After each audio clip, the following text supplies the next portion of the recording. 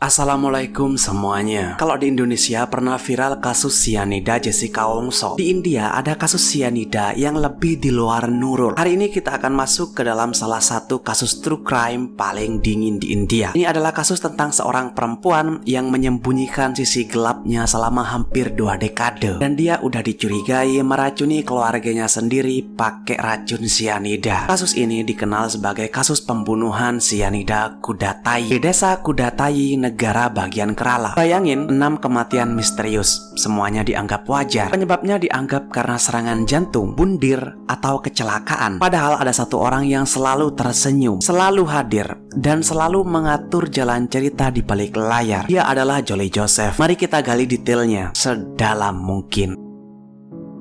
Kita mulai dari awal tahun 1977. Jolie Joseph yang berasal dari distrik Katapana sedang menjalin hubungan asmara dengan Roy Thomas yang tinggal di Kodatai. Mereka ini saling berkirim surat, tapi hubungan mereka nggak direstuin keluarganya, terutama keluarga Roy, karena Jolie dan Roy masih punya hubungan keluarga, masih kerabat. Tapi namanya udah cinta ya. Mereka berdua akhirnya bisa ngeyakinin keluarga mereka masing-masing, dan mereka akhirnya menikah dan pindah ke rumah keluarga Thomas di Kodatai. Keluarga Thomas ini keluarga terpandang di daerahnya. Keluarga Thomas ini disegani. Ayah dan ibu Thomas sama-sama pensiunan guru. Ketika Jolie si menantu tinggal di sana, Jolie langsung dieluk-elukan. Dia selalu tampil religius dan ramah. Dan yang paling dibanggakan adalah Jolie mengklaim punya pekerjaan bergengsi, yaitu sebagai dosen di Universitas NIT Calicut. Menjadi dosen adalah fondasi dari seluruh kejahatan di kasus ini. Kenapa? Karena Jolie ini bukan dosen. Jolie hanya lulusan SMA, tapi dia berhasil nyiptain ilusi itu selama bertahun-tahun. Setiap hari dia dandan rapi, naik mobil, dan berpura-pura pergi kerja. Kadang dia hanya duduk di kantin universitas berpura-pura sibuk. Kebohongan status sosial inilah yang ngasih kekuatan dan alibi di mata masyarakat. Tapi di dalam rumah Jolie ada satu orang yang mulai mencium bau busuk. Dia adalah Anama atau ibu mertua Jolie. Saat itu tahun 2002 dan ibu mertua Jolie berusia 57 tahun. Ibu mertua Jolie mulai mempertanyakan tentang latar belakang dan pekerjaan Jolie. Ibu mertuanya bisa dibilang yang mengontrol keuangan di rumah itu. Tapi ketika Jolie ditanya tentang gaji dosennya, Jolie ini bilang kalau dia nggak ngambil sepeser pun. Jolie menyedekahkan seluruh uangnya untuk kebutuhan mahasiswa yang kurang mampu. Ibu mertuanya ngerasa janggal dengan hal itu, karena di rumahnya sendiri Jolie ini pelit banget untuk ngasih sedekah ke orang yang membutuhkan. Belum sempet tuh ibu mertuanya ngecek Jolie ini ke universitasnya atau ngasih tahu kecurigaannya ke anggota keluarga lain. Suatu malam, ibu mertua Jolie ini kolaps setelah makan sup kambing yang disajikan oleh Jolie. Gejalanya khas, dimulai dari kejang, muntah, lalu meninggal mendadak. Setelah ibu mertuanya meninggal, Jolie meyakinkan semua orang bahwa itu diakibatkan serangan jantung. Karena nggak ada satupun orang di sana yang curiga sama Jolie, maka nggak ada otopsi. Semuanya berjalan mulus. Terlebih ya, di India itu masyarakatnya punya interpretasi untuk menolak otopsi. Walaupun keluarga Jolie ini beragama Kristen, tapi budaya yang udah melekat di sana bikin mereka enggan untuk mengotopsi anggota keluarganya yang meninggal. Hampir bisa dibilang tabu lah masyarakat India ngelakuin otopsi, terutama yang di daerah terpencil. Salah satunya ya di Kodatai ini, yang pada saat kejadian hanya berpopulasi sekitar 12.000 jiwa. Oke, 6 tahun berlalu, tahun 2008, Jolie ini semakin berani. Ayah mertua Jolie yang berusia 66 tahun meninggal setelah makan singkong rebus. Sekali lagi, gejalanya sama persis dengan mendiang istrinya, tapi motifnya sekarang bergeser ke keinginan untuk menguasai properti. Ayah mertua Jolie mulai menjual tanah-tanahnya dan berencana untuk membagikannya ke anak-anaknya. Tapi Jolie menginginkan seluruh uangnya. Kematian itu juga ditutup sebagai serangan jantung. Setiap kematian, Jolie selalu di TKP.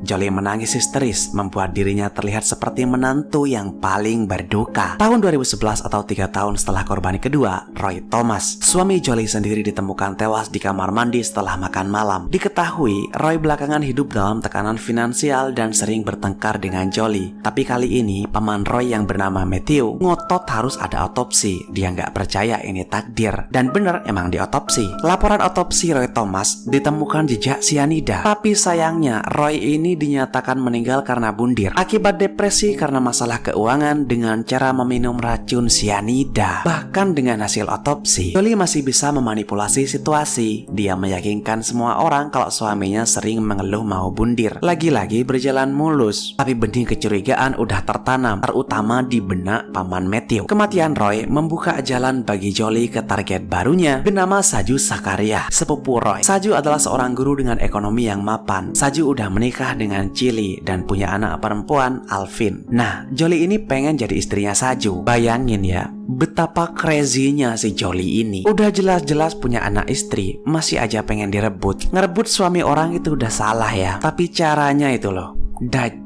Tahun 2014, berselang 3 tahun dari kematian suaminya, Jolie melakukan kejahatan yang paling keji. Alvin, anak Saju, meninggal di tengah acara keagamaan. Kematian Alvin dianggap tersedak. Saat itu polisi menduga racun jenis tertentu udah dicampur di makanan atau minuman yang diberikan oleh seseorang. Halo, si Jolie ini ngeracunin balita untuk ngedeketin anaknya. Itu nunjukin betapa gila dan terobsesinya Jolie. Tapi kalau kita pikir ya, kenapa nggak ngeracunin istrinya aja? Kok malah anaknya yang diracun? Ternyata kita nggak nyampe. Semuanya udah dipikirin oleh Jolie. Di tahun yang sama, Jolie menyingkirkan duri di dalam keluarga itu. Siapa dia? Ya, Matthew. Orang yang menuntut agar Roy diotopsi. Bagi Jolie, Matthew ini ancaman terbesar. Jolie ngasih minuman beracun. Matthew tewas. Dengan kematian Matthew, nggak ada lagi suara keras yang menuntut keadilan bagi Roy. 2 tahun berikutnya, Jolie menyelesaikan misinya di keluarga Saju. Tahun 2016, Chili, istri Saju, tewas setelah meminum air di klinik gigi. Saat itu hanya ada Jolie. Chili meninggal di tempat. Gak lama setelah itu, tahun 2017, Jolie dan Saju menikah. Jadi itulah rencana besar Jolie, menghabisi istri dan anaknya sekaligus, agar Saju ini hanya fokus sama Jolie. Gila, Jolie sekarang punya semua yang dia inginkan. Rumah keluarga, properti, dan suami baru. 6 orang tewas di sekitarnya. Jolie menangis di setiap pemakaman. Gak ada yang curiga dengan menantu yang sempurna ini. Tapi kejahatan gak pernah sempurna. Adik Roy yang bernama Rojo Thomas, yang tinggal di Amerika, gak bisa menerima semua kematian ini. Terlalu banyak kebetulan, terlalu banyak kesamaan gejala, dan Jolie selalu ada di setiap kejadian. Pada tahun 2019, Rojo pulang ke India dan ngajuin keluhan resmi ke polisi. Dia menuntut penyelidikan ulang terhadap ke-6 kematian itu. Polisi yang terus didesak oleh Rojo akhirnya bertindak. Polisi dapat izin untuk melakukan ekshumasi massal terhadap 6 jenazah.